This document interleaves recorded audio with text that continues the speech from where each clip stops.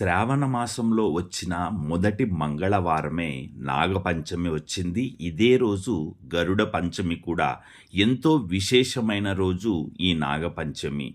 చాలామందికి కాలసర్ప దోషాలు, కుజదోషాలు ఉండడం వల్ల పెళ్ళిళ్ళు ఆలస్యం అవ్వడం, సంతానం కలగకపోవడం జరుగుతూ ఉంటుంది.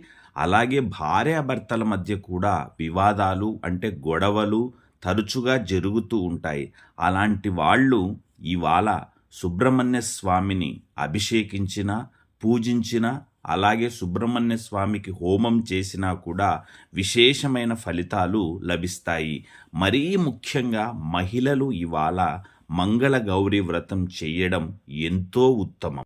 ఎందుకంటే మహిళలు ఈ శ్రావణ మంగళ గౌరీ వ్రతాన్ని గనక ఆచరించినట్లయితే మాంగల్య బలం పెరుగుతుంది. అంటే భర్తకి ఆయుష్ పెరుగుతుంది. అంతేకాదు భర్తకు కీర్తి ప్రతిష్టలు లభిస్తాయి. అలాగే వృత్తి ఉద్యోగాలలో కూడా చక్కగా రాణించగలుగుతారు.